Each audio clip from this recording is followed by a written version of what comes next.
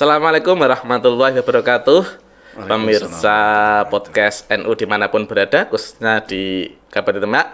Alhamdulillah pada kesempatan siang hari ini, hari Jumat, tanggal 12 Januari awal tahun 2024, kita masih diberikan kesehatan. Dan pada hari ini kita akan ngobrol-ngobrol santai kaitannya dengan seputar hari peringatan amal bakti Kemenak Kabupaten Demak khususnya, dan secara nasional pada umumnya. Dan pada hari ini kita kedatangan narasumber yang luar biasa, dan alhamdulillah bisa menyempatkan waktunya hadir di tengah-tengah studio kita. Kita sapa dulu narasumber kita. Assalamualaikum warahmatullahi wabarakatuh. Waalaikumsalam warahmatullahi wabarakatuh. Ya. Matur sembah nuwun atas undangannya, dan saya tentu mohon maaf karena harus pernah beberapa kali tertunda karena kebetulan berbenturan dengan tugas. Iya, Dan karena kegiatan. memang kalau sudah jadi pejabat itu kan memang rondonya lebih padat gitu ya.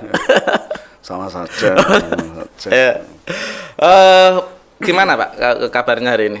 Hari ini baik. Jadi meskipun agak kurang enak badan, Iya. tetapi hari ini lagi-lagi Kementerian Agama itu punya cerita indah hari ini. Karena kan tadi pagi itu baru saja bertanding sepak bola dengan teman-teman yang dari Sekda, dan skor akhir 5-2. 5-2 untuk Kemenangan atas Kementerian Agama. Oh iya, karena backgroundnya itu kan ikhlas beramalan, itu berawal dari keikhlasan kan membuahkan hasil kan itu. Iya, karena tentu dari logo itu menjadikan spirit yang ada di kami di keluarga besar Kementerian Agama, berdedikasi, mengabdi, berjuang dengan tanpa tapal batas.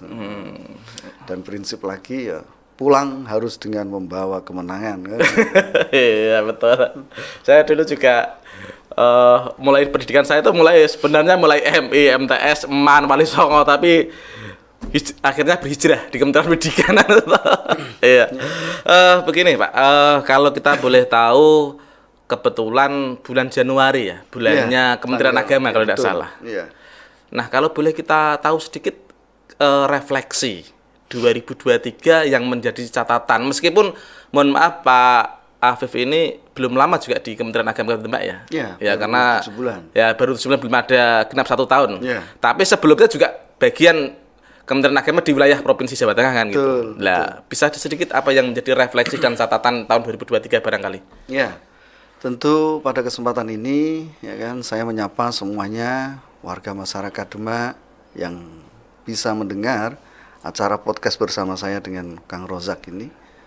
Hari ini tentu menjadi situasi yang sangat menyenangkan bagi saya karena saya bisa hadir di acara podcastnya teman-teman di NU sebagai bagian dari rangkaian kegiatan Hari Amal Bakti kita. Iya.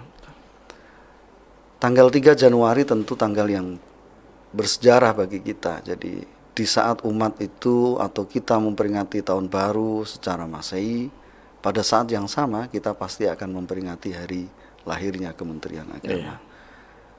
Pada saat kita merayakan hari lahir tentu harus ada refleksi apa yang bisa kita ambil dari tahun-tahun sebelumnya. Tahun 2023 tentu sudah banyak capaian yang dilakukan oleh Kementerian Agama. Apalagi hari ini kita tahu di bawah komando Menteri Agama kita, Gus Yakut Khalil Kaumas, tentu masyarakat sudah bisa melihat bagaimana lompatan-lompatan arah kebijakan beliau yang memang ini hari luar biasa. Transformasi layanan yang berbasis digital tentu ini hari menjadi salah satu 7 prioritas. Salah satu dari 7 prioritas program dari Gus Menteri. Dan hari ini masyarakat kita sudah bisa merasakan itu. Bagaimana kemudian masyarakat itu daftar nikah bisalah dengan online. Hari ini cek semuanya, daftar haji dan semuanya bisa dilayani secara online. Pendaftaran PPDB kita untuk siswa-siswa madrasah kita juga semuanya berbasis online. Dari situ kemudian mampu memutus mata rantai yang panjang di dalam proses layanan dari Kementerian Agama untuk masyarakat kita. Catatan lain yang tentu tidak bisa kita nafikan, kekurangan pasti ada. Kekurangan di tahun 2023. Maka kemudian spirit sebagaimana doktrin keagamaan kita tahun yang lalu, kalaupun toh ada nilainya 6, tahun ini harus nilainya meningkat 7, 8 atau bahkan kalau perlu dari atau ya dari interval 1 sampai 10 ya. Iya. Iya, jangan. Jadi jangan Soalnya kan ada yang lagi viral juga, 11 dari 100. Jadi tentu rentang nilai itu jelas dan 1 sampai dengan 10.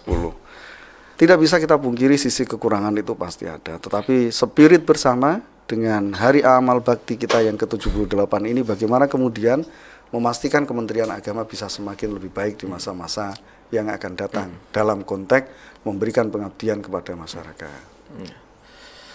Ya, kalau kita tadi banyak sudah ada lompatan-lompatan, terus kemudian banyak capaian-capaian yang sudah kemudian menyesuaikan dengan kondisi zaman saat ini, era digital dan seterusnya yang menjadi terobosan Kementerian Agama. Nah, kalau tidak salah pada tahun 2024 Kementerian Agama ini membuat tagline besar dalam HUT-nya kan bertemakan Indonesia Hebat. Ya kan? Bersama umat kan gitu. Betul. Kira-kira makna filosofinya seperti apa?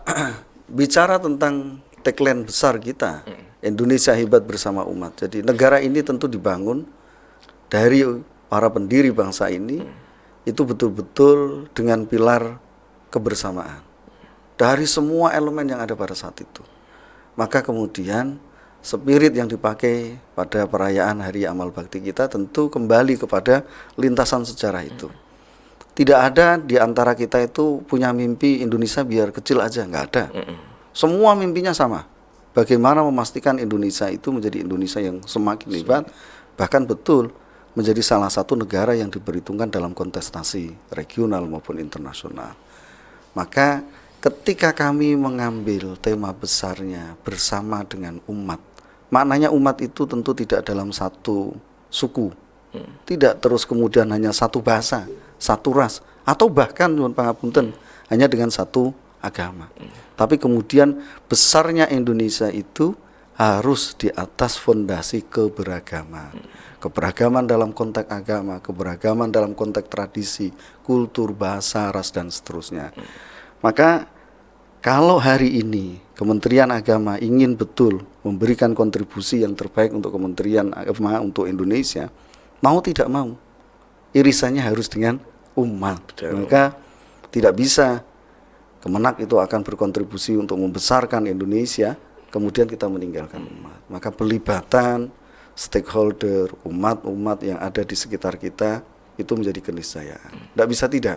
Jadi tema itu sesungguhnya mengafirmasi kepada kita bersama. Kalau Kemenak dalam memberikan kontribusi untuk Indonesia Raya ini, itu harus bersama dengan umat. Ya, begini, kalau kita lihat Kementerian Agama ini kan salah satu kementerian secara vertikal.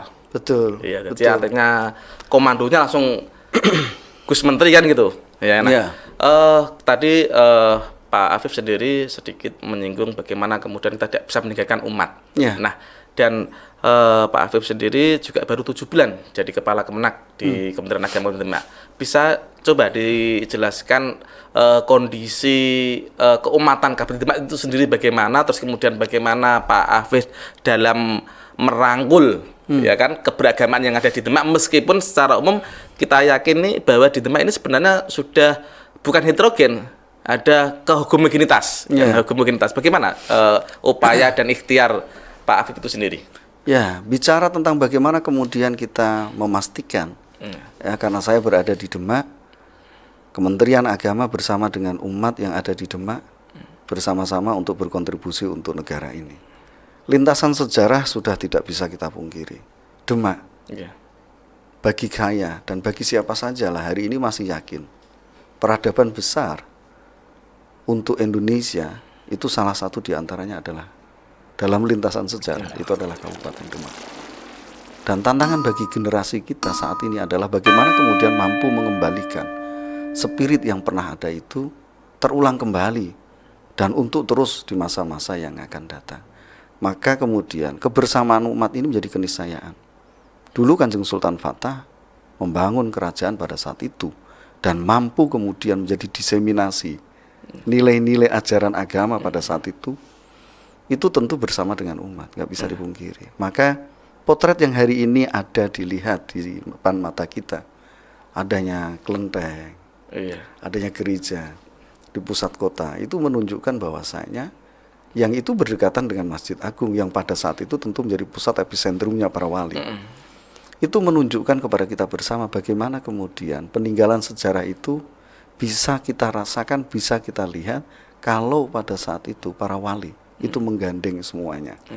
Maka Kementerian Agama yang ada di Kabupaten Demak harus mampu meneruskan apa yang sudah menjadi tradisi baik itu. Gak bisa terus kemudian dengan alasan bicara tentang ormas saja lah Demak itu, fair saja. Bisa dipastikan 99% itu ya Nahdien, ya kan? Iya.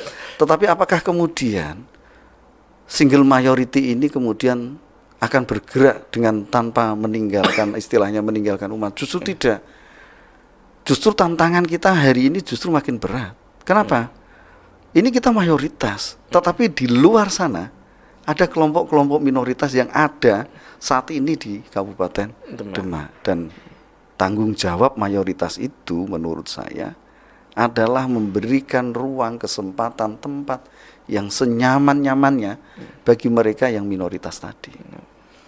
Itulah tantangan yang kami yang ada di Kementerian Agama menjadikan spirit untuk mayoritas yang ada di Kabupaten Demak mampu memberikan ruang yang nyaman untuk yang minoritas.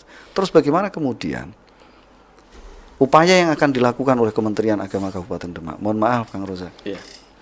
Saya tentu panggilnya boleh Kang Rozak. Oh, boleh karena inilah panggilan yang nyaman di Demak gitu. Tradisi pesantren kan. Jadi kalau saya panggil itu Pak Rozak itu enggak enak banget gitu kan. Kaku gitu ya. Jadi gini Kang.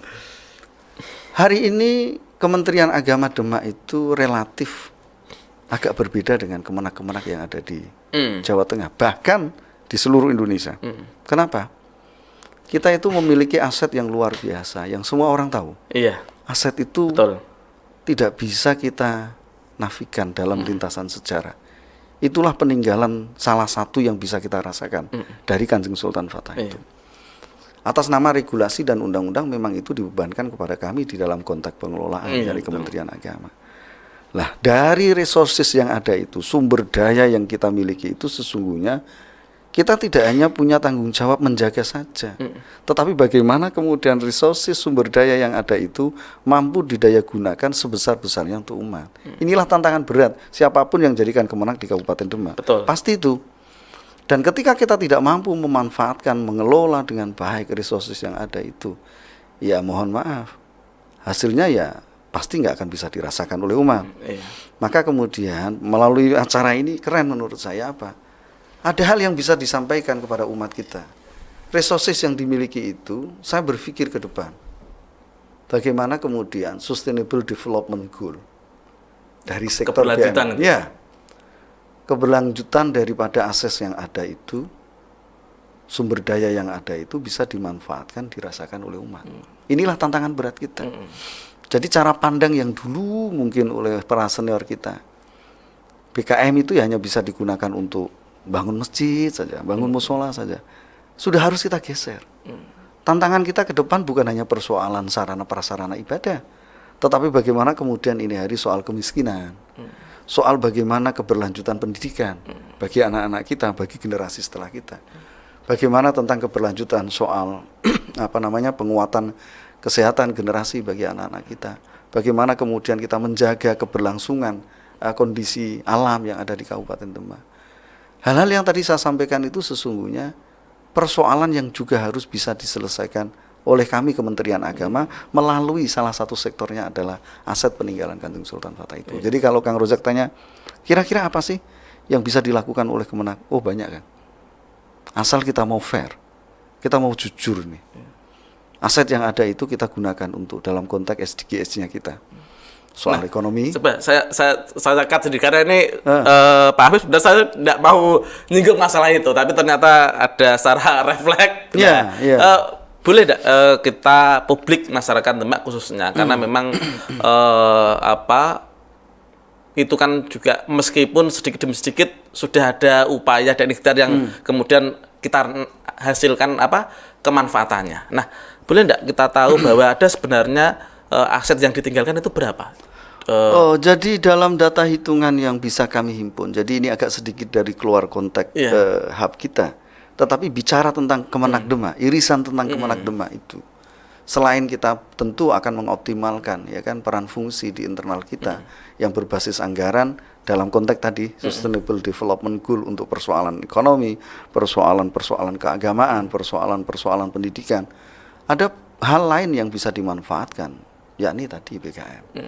Terus Kang Rozak tanya ini, jadi ini biro Ya, karena ini aset yang ini, bisa kita iya. mitigasi, Kang. Jadi setelah saya masuk, kemudian saya mitigasi, luar biasa. Jadi Luar biasa itu angkanya. Di angka ini kalau boleh saya sebutkan itu kan, jadi masyarakat biar tahu. Dan ini juga lewat forum sudah kita podcast selesai ya kan, sudah kita verifikasi semuanya. Bahkan para pinisepuh, para kiai yang hari ini ditetapkan oleh Menteri Agama sebagai pengawas pembina di BKM, karena sekarang ini BKM itu dikelola berdasarkan regulasi yang baru, itu harus ada Dewan Pengawas. Nah, Dewan Pengawas itu salah satu diantaranya ya ada beliau Romo Zaizen, Roy Suryah PCNU, ya, ada juga Romo Kiai Ghazali selaku Ketua MUI, ada juga Romo Yai Yasin Masadi, dan banyak tokoh-tokoh lain ya kan. Dengan harapan tentu keberadaan beliau-beliau itu mampu menjadi pengawal, penjaga, kontrol. bagi kita yang muda-muda ya kan. Kalau yang muda-muda itu kan kasih aset banyak itu kan, bisa tergoda di jalan lingkar nanti. Kita itu punya aset kurang lebih yang terakhir itu 350 hektar. 340 hektar ya. 350. Jadi data terakhir kita itu 350 hektar. Itu jumlah yang luar biasa. Luar biasa. Kalau kemudian kita sebagai pengelola dalam hal ini sebagai nadhir mampu mengembangkan dengan baik. Tiap tahun kita pengadaan, tiap tahun pengadaan. Bisa jadi nanti seluruh Demak ini jadi miliknya BKM ya. Tiap tahun kita beli, tiap tahun kita beli. Tiap tahun taruhlah misal satu bau atau sampai 1 hektar. Tiap tahun bisa beli terus kayak begitu. Ya bisa dibayangkan semuanya nanti bisa menjadi asetnya kita. Atau bahkan bisa jadi karena sudah tidak ada yang jual. Nah, pertanyaannya kan begitu. Terus mau gimana ini BKM? Banyak ruang yang bisa kita lakukan. Bagaimana kemudian pengelolaan itu kita bersektor pada sektor-sektor pengelolaan pengembangan ekonomi. Kayak berbasis pertokoan, berbasis swalayan, dan seterusnya masih banyak memungkinkan bagi kita untuk pengembangan. Jadi sekali lagi Kang Rozak, dari aset yang ada itulah kemudian kami bersama-sama BKM dan Kementerian Agama akan mencoba membidik ya, persoalan ekonomi, persoalan kesehatan, persoalan pendidikan yang ada di sekitar kita itu bisa kita urai dan bisa kita selesaikan. Peluang itu menurut saya ada. Kesempatan itu ada, tinggal bagaimana goodwill-nya kita masing-masing. Komitmen gitu. kita gitu ya. Betul. Iya. Jadi kalau kita sudah punya spirit yang sama, semua masyarakat juga sama, kita yang ada di di Kementerian Agama sama, dan mau duduk bareng, sama-sama jalan bareng, semuanya punya otoritasi untuk saling memberikan masukan, yang memberikan konstruktif otoritas tentunya ya. Otoritas juga yang lain termasuk pengawasan, pengawalan. Saya yakin menjadikan Demak terulang kembali dalam lintasan sejarah sebagai pusat peradaban Sangat mungkin. bukan sesuatu yang tidak mungkin. Sangat mungkin, Kang Rozak, sangat mungkin. Jadi kalau orang di luar sana itu kan sangat kagum dengan Demak. Bahkan siapapun tahu cerita tentang Demak.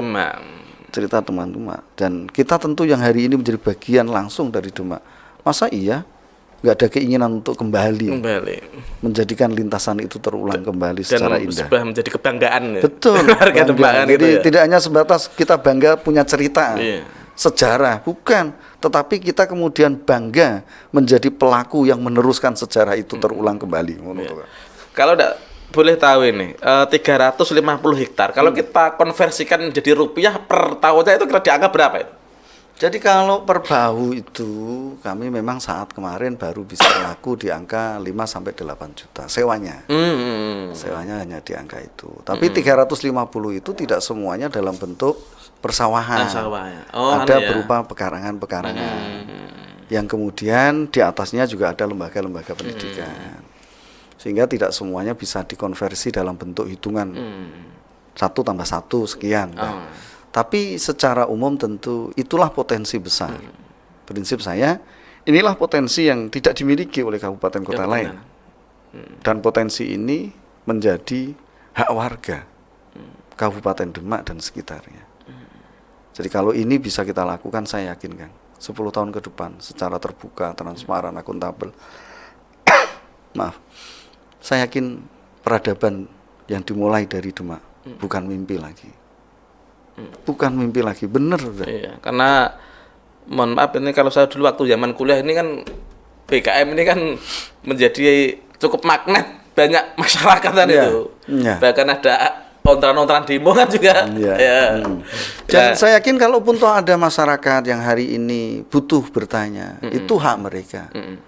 Dan hak kami kemudian tanggung jawab kami memberikan data dan informasi itu secara terbuka.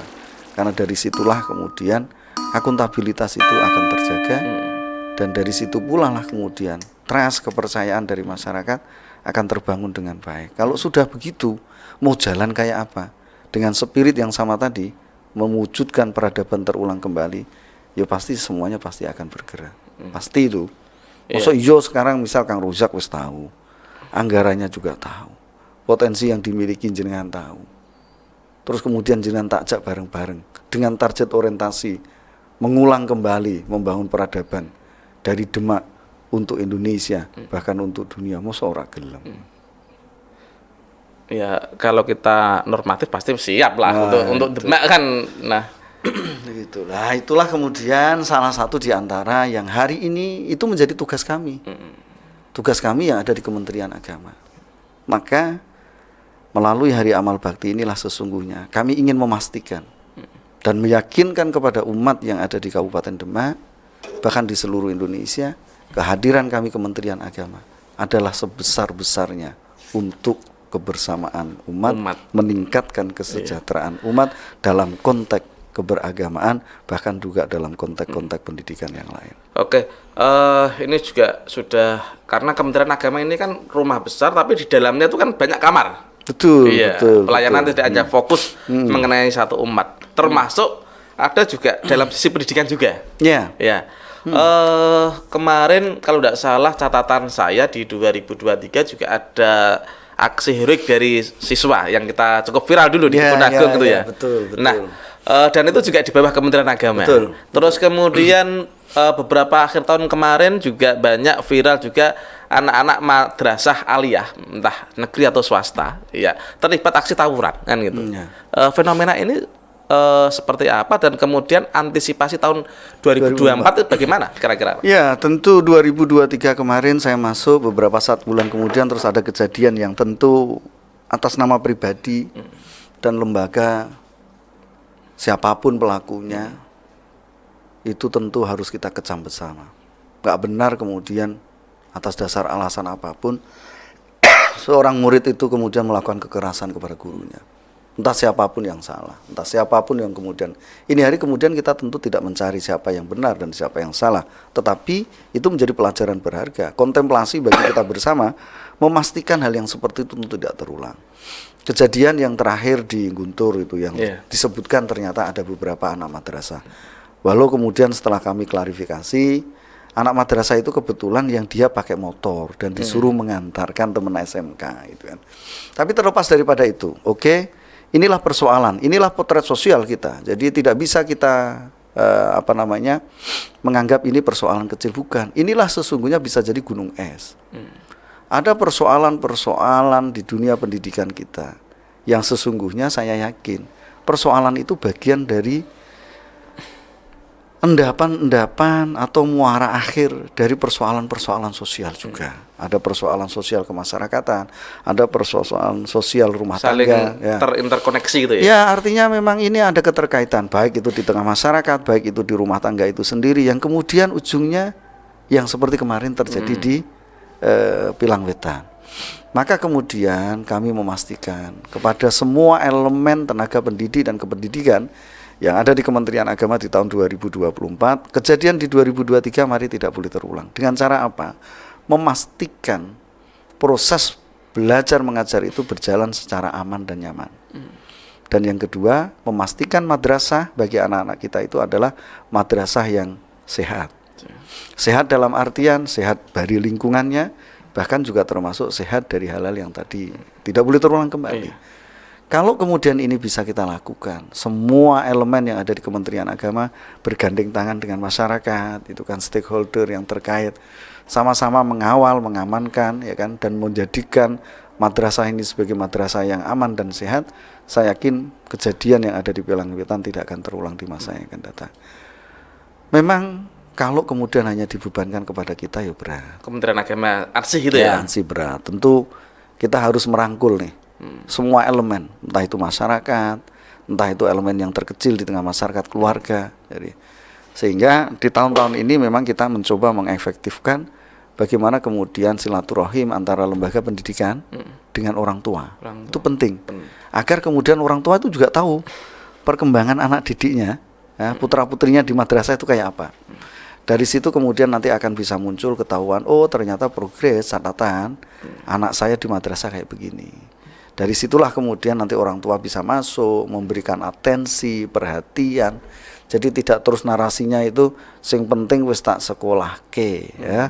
Pinter ya, pinter ya syukur, tanggung jawab Pak Guru, beling ya berarti tanggung jawabnya Pak Guru. Tidak bisa begitu. Jadi semua elemen madrasah, masyarakat, keluarga punya tanggung jawab yang sama.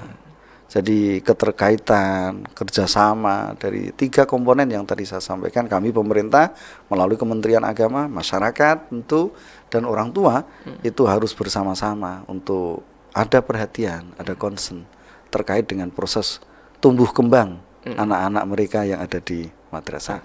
Itulah poin yang akan kita lakukan di tahun 2024 ini, sehingga kejadian yang cukup memilukan itu tidak perlu terulang kembali. Tidak perlu terulang. Oke, tadi sudah satu sektor masalah keumatan, aset PKM, aset pendidikan. Ini masih sedikit aset pendidikan juga. Kaitannya dengan, kalau tidak salah, saya masih ingat bulan puasa. Jenengan waktu 1-2 hari ditunjuk sebagai PLT. Karena sebelum jenengan definitif kan di PLT kan gitu. Nah, saya kalau tidak salah saya pernah WA jenengan. Meskipun saya belum kenal, ya kan, belum kenal jenengan. Ada satu temuan di Kabupaten Kendal. Jenengan masih ingat saya? Yang jelas itu. Nah, ternyata juga di Kabupaten Demak juga ada hal-hal seperti itu.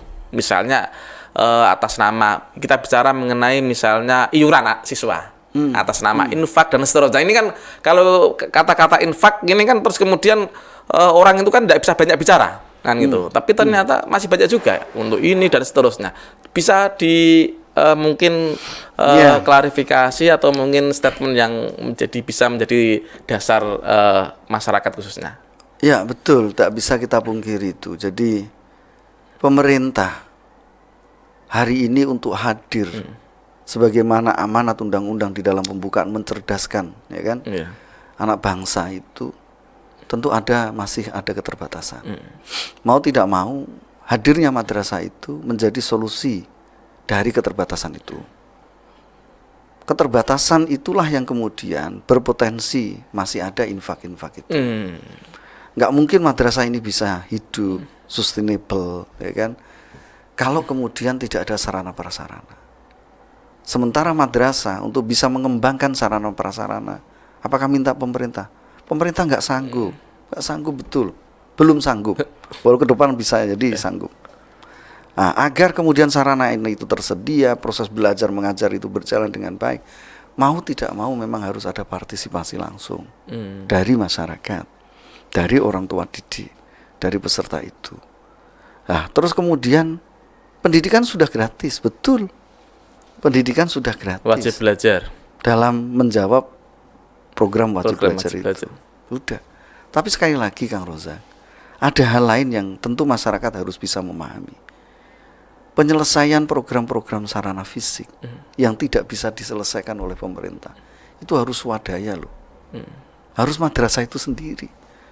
Maka kemudian regulasi kita memang masih membolehkan komite bersama dengan masyarakat atas kesepakatan bersama, rapat bersama, kemudian berapa ini besaran yang bisa harus digunakan untuk menyelesaikan sarana prasarana itu. Jadi kecuali kalau yang madrasah-madrasah negeri ya memang agak punya resistensinya tinggi. Tetapi sekali lagi kan, selama menurut saya sisi transparansi, akuntabilitas, dan itu sudah berdasarkan kesepakatan bersama, ya kan. Ini kan kesepakatan baik loh sebenarnya. Apakah kemudian ini bertentangan dengan regulasi? Enggak. Kenapa? Karena segmen yang akan kita bidik itu betul-betul yang tidak bisa dijangkau oleh pemerintah, yang bisa di cover oleh pemerintah. Bayangkan kalau misal nih, Kemampuan pemerintah itu kemampuannya hanya untuk menampung 200 siswa. Sementara yang mau masuk itu 1.000 siswa. Animo masyarakat tadi ya? Ya. Sarana ini kemudian minta ke pemerintah, nggak bisa disediakan dalam waktu yang singkat. Misal tahun ini bisa selesai, nggak bisa. Terus bagaimana ini penyediaan? Kemudian kita gandenglah komite, kita gandeng masyarakat. Ini gimana ini? Anak 1.000 ini yang nunggu di luar gerbang ini, agar mereka bisa belajar juga, merasakan pendidikan yang sama dengan anak-anak yang sudah bisa tertampung. Mau tidak mau, harus pembangunan ruang kelas baru. Nah, agar ruang kelas baru ini bisa terbentuk, yang anggaran negara nggak ada, mau dari mana? Ya dari infak itu tadi. Tapi sekali lagi kata kuncinya, Kang, nggak bisa kita pungkiri, bisa jadi ada saja orang-orang yang memanfaatkan kondisi itu untuk meraup keuntungan pribadi. Tetapi sih, kalau betul-betul pemanfaatan anggaran-anggaran yang dihimpun bersama dengan masyarakat, bersama dengan komite, itu dikelola dengan baik, terukur, dan bisa memiliki akuntabilitas di tengah masyarakat, saya pikir tidak ada masalah. Jadi sekali lagi statement saya dalam kaitan ini tentu undang-undang regulasi kita masih membolehkan untuk itu. Tapi prinsipnya pastikan perencanaannya baik, ya kan? Akuntabilitasnya bisa dipertanggungjawabkan betul, dan ini tidak didasarkan dengan sepihak. Pokoknya nak gelem ya kudune sak maintain, nak ora gelem ya wes keluar. Nah, itu yang tentu tidak boleh. Karena tentu kita harus hadir untuk memberikan ruang kesempatan yang sama kepada semua elemen masyarakat. Karena mencerdaskan anak bangsa itu tanggung jawab pemerintah, amanat dari undang-undang. Dan kami Kementerian Agama adalah bagian organik dari alat negara itu. Maka wajib hukumnya bagi kami memberikan ruang dan kesempatan yang sama untuk semua anak bangsa. Apapun latar belakang ekonominya. Enggak terus kemudian yang kami terima yang kaya-kaya saja. Tapi yang miskin terus bagaimana? Kan nggak bisa. Maka semuanya punya hak yang sama. Dari situlah kemudian infak-infak itu tentu tidak dipukul rata kan. Mereka yang punya kemampuan lebih, ya berinfaklah ya yang banyak. Yang mereka ternyata nggak bisa, ya nggak apa-apa. Nggak terus kemudian karena kamu nggak berinfak. Tidak memaksa maksudnya gitu. Iya, maka kamu kemudian nggak boleh sekolah di sini. Ya, tidak bisa begitu. Jadi tentu harus dibuat klaster pengelompokan sesuai dengan kadar kemampuan masing-masing. Inilah yang terus kita dorong kepada stakeholder madrasah yang ada di Kabupaten Demak, memastikan apa-apa yang akan kita gali dari tengah masyarakat bersama komite itu tidak memberatkan masyarakat dalam upaya orang tua mencerdaskan anak-anak mereka. Ngono kan? Iya, siap. Ternyata juga saya tidak bisa saya simpulkan berarti Pak Afif ini juga mengamini tapi dengan catatan tadi ya. Ya, perencanaan artinya matang. betul. Kami tentu tidak akan begini Kang. Nggak boleh narik itu, nggak bisa Kang. Karena tadi sudah saya contohkan. Beda ya kalau di bawah naungan Kementerian Pendidikan ya. Iya. Kalau kami di SMA. Kalau di sana negeri kan, Iya. gitu kan, semuanya tercover. Mohon maaf loh ya. Jadi madrasah-madrasah ini nggak tercover loh. Sementara madrasah ini butuh menyiapkan sarana prasarana pembelajaran. Sebagai penunjang ya. Ya, ruang kelas juga harus mereka buat. Dan itu semuanya dari mereka sendiri, kita sendiri. APBN Kementerian Agama enggak kuat Nggak ya. nggak kuat. Ini aja tahun ini, misalnya tahun ini aja. Kami itu dapat suku SBSN. Jumlahnya juga nggak besar. Ini hanya 2 madrasah. Madrasah Aliyah Negeri sama kemudian di MTS Negeri 4. Padahal madrasah kita ratusan. Baik, yang negeri swasta itu ya. Iya, yang swasta. Yang swasta. Kalau kemudian ini kita bener-bener ngandalke dari pemerintah, mohon maaf betul lah, nggak mampu kita, nggak mampu. Iya. Jadi orang Jawa bilang yang nguyai segoro. Lah sementara ini harus dicerdaskan kok. Iya. Harus. Cuman sekali lagi prinsipnya lakukan selama dengan prinsip-prinsip ya kan, akuntabilitas itu dengan baik. Dan komunikasi yang efektif dengan masyarakat juga gitu ya. Saya pikir kalau kita bisa komunikasi dengan baik, komite itu mampu menempatkan dirinya dengan baik, komunikasi dengan para wali murid, orang-orang tua didik kita dengan baik. Oh, ini ada kebutuhan nih kita untuk membuat ruang kelas baru. Dalam perencanaan kita habisnya ini kurang lebih sekitar 100 juta. Kira-kira kalau 100 juta ini diborong untuk sekian orang itu berapa ya iurannya? Oh, paling kita butuh iuran hanya sekitar 50.000. Clear loh Jane. Iya. Bukan kemudian kita mau membuat ruang kelas baru. Bapak dan Ibu harus berinfak 1 juta misalnya. Ketika orang bertanya 1 juta itu untuk apa saja, kita nggak mampu memberikan narasi penjelasan yang baik. Ya tentu itu jadi persoalan. Jadi masalah juga gitu ya. Iya. Akhirnya viral lah itu ya. Jadi kalau kemudian kita itu fair aja lah, terbuka, nggak ada niatan mencari keuntungan. Udah, ruang kelas ini kita habisnya 100 juta. 100 juta ini kalau ini dibagi sejumlah siswa yang ada itu dapatnya sekitar 50.000 misalnya. Kok itu dilakukan betul? Mana siapa yang protes? Saya akan bisa diterima gitu ya. Iya pasti itu. Baik, jadi kalau ada riak-riak yang protes dan sebagainya, saya yakin pasti di situ ada sisi transparansi yang dianggap kurang oleh masyarakat.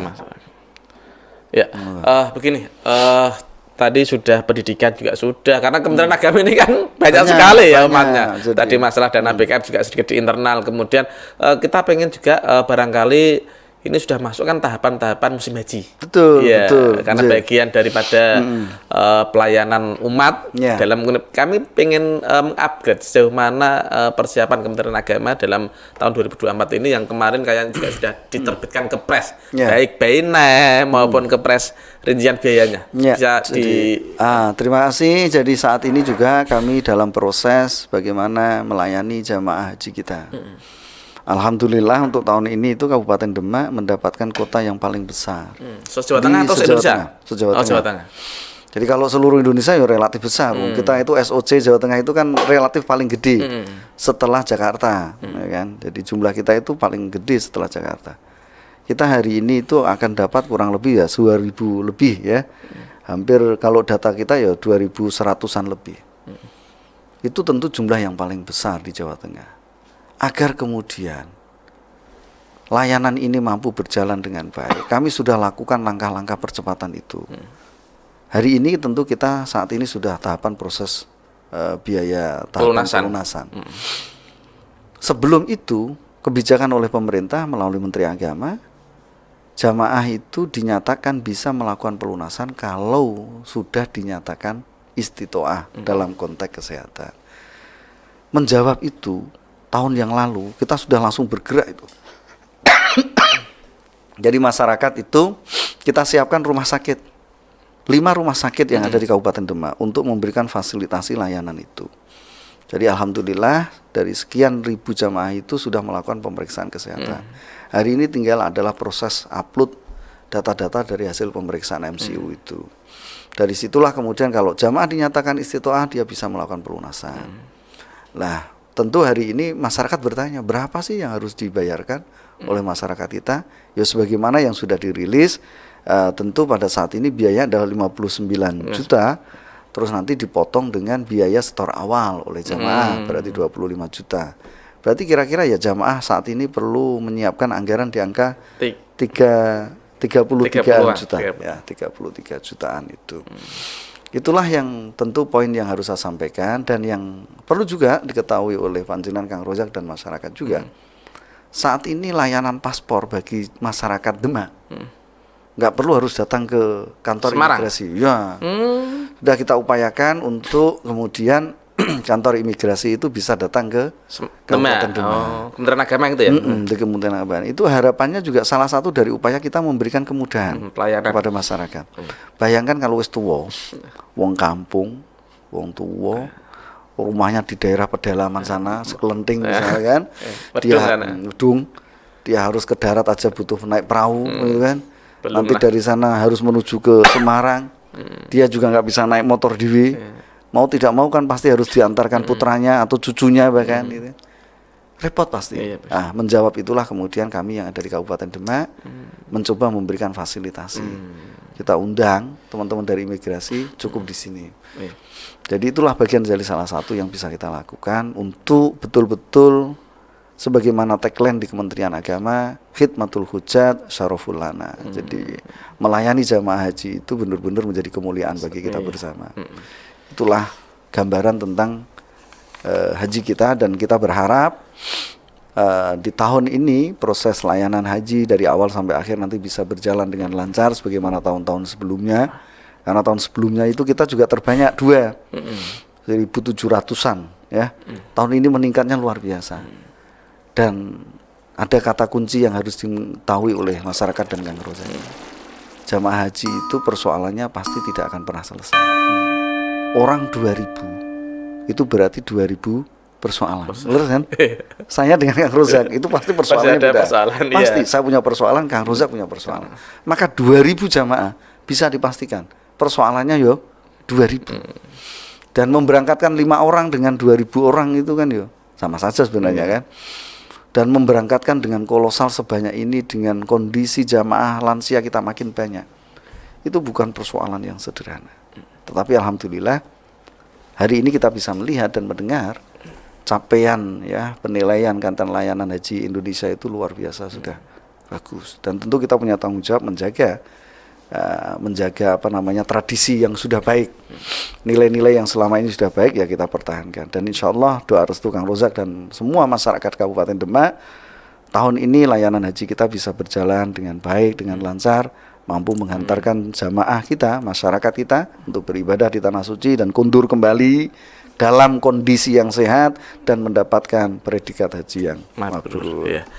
Pak Afif, nuwun sewu, kita ternyata obrolan kita asik tidak? Kurang lebih 1 jam ini. Masih banyak hal yang harusnya. Iya, kalau lain waktu kalau gini. Kita itu mencoba ada sektor lain yang hari ini belum kita bahas, itu adalah sektor tentang wakaf tunai. Oh iya, wakaf tunai betul. Kita punya gambaran wakaf tunai kita itu kalau kemudian ini betul-betul kita galakkan. Kekuatan luar biasa lagi. Iya. Tapi karena waktu kita sudah 1 jam kita ngobrol ya kan. Kan Pak Afif nanti juga ada agenda berikutnya dan seterusnya kan gitu. Nah, saya pengen tahu closing statement di akhir pertemuan podcast kita. Pak Afif ini kan kemudian tidak berharap tidak lama di Kementerian Agama kan, itu bisa nanti diangkat jadi staf khusus menteri atau kepala kanwil dan seterusnya. Nah, legasi apa yang kemudian ingin diwariskan kepada Kementerian Agama khususnya di Kabupaten Demak? Kira-kira misalnya nanti diangkat jadi staf ahli menteri atau kanwil dan seterusnya kan gitu. Iya. Kira-kira seperti apa yang pengen legasinya? Legasinya sederhana. Ada cerita kalau dulu zaman Kang Afif itu nggak ada apa-apa. Dalam artian orang ono ditarik, orang ono dipungut. Dulu zaman Kang Afif itu bantuan dari Kementerian Agama jalan lancar, nggak ada potongan. TPG, insentif, tukin, semuanya berjalan dengan lancar, nggak ada potongan. Pendek kata, apa yang bisa legasi yang ingin saya berikan pada saat saya harus bergeser? Karena tentu tidak mungkin saya misalnya masih legasinya sederhana. Cerita baik ini akan selalu terus berlanjut di generasi, di masa yang akan datang. Oke, luar biasa. Jadi Kang Rozak nanti itu akan selalu punya cerita. Zaman Kang Kemenake Kang Afif itu genah loh. Bahasa itu sederhana. Tetapi itulah sesungguhnya substansi legasi dari saya untuk Kang Rozak dan untuk masyarakat Demak umumnya. Mungkin satu kata podcast PCNU Demak. Asik, jadi keren, jadi saya lahir di Demak kan. Iya, saya tahu juga. Saya lahir di Demak dan saya itu darah dagingnya orang NU, ya kan? Asli orang NU. Kan? Saya juga pengurus NU cabang dulu di Lasna Wakaf. Hari ini tentu saya mampu melihat realitas. NU itu yang nggak konvensional. NU itu orang diso, orang kuno. Termasuk ini juga ya? Nah, termasuk ini bagian dari menjawab. Inovasi. NU itu mampu melakukan transformasi digital dan bahkan NU ini hari sebagai salah satu ormas pilar terbesar di Indonesia ternyata juga mampu menjawab era disrupsi dengan baik. Selamat Kang Rozak. Oke. Ini apalagi NU masuk 101 tahun ya, 101 tahun ya kan. Jadi kita masuk di abad kedua ini, maka kemudian saya berharap betul podcast ini nanti bisa berkembang dengan baik. Dari sinilah kemudian suara tentang umat, suara tentang dakwah, suara tentang bagaimana kemudian kita mendiseminasikan faham Ahlussunnah wal Jamaah An-Nahdhiyah itu betul-betul bisa. Kalau Kepala Kemenak Agama sudah mengatakan seperti ini, web NU dan media podcast tentunya akan semakin semangat. Iya. Dan nggak ada salahnya kalau kemudian podcast ini kerjasama dengan Kementerian Agama. Siap. Dicatat loh Mas. Dicatat. Jadi catat. Ini kan temuan warga-warga Nahdliyin yang ada di Kabupaten Demak. Sinergitas yang baik antara kami Kementerian Agama dengan jamiah yang ada di Kabupaten Demak ini itu sesungguhnya Oke. keniscayaan Oh, kan. iya. Keniscayaan betul. Betul. Sudah saatnya berkolaborasi dan bersinergi, bukan kompetitor Dalam gitu ya. konteks bagaimana menuju Indonesia, hebat. dan maju. Maju. Ya, Dan itu unggul. bersama umat. Iya. Lah umat itu salah satu diantaranya Ya, Jamiah ini. umat, iya, betul. Terima kasih banyak Sama-sama, waktunya Kang. Pak Afif atas kesempatan hadirnya di sini. Mudah-mudahan berkah dan manfaat untuk Amin, warga Nahdiyin amin, Kang. Demak Iya. dan umumnya masyarakat di Indonesia melalui Amin. podcast PCN. Demikian pemirsa podcast NU dimanapun berada, kami ngobrol santai. Mudah-mudahan lain ketemu di lain waktu dengan tema yang lebih asik dengan Pak Afif tentunya. Akhirul kalam, wawal muwaffiq ila thoriq. Wassalamualaikum warahmatullahi wabarakatuh. Waalaikumsalam warahmatullahi wabarakatuh.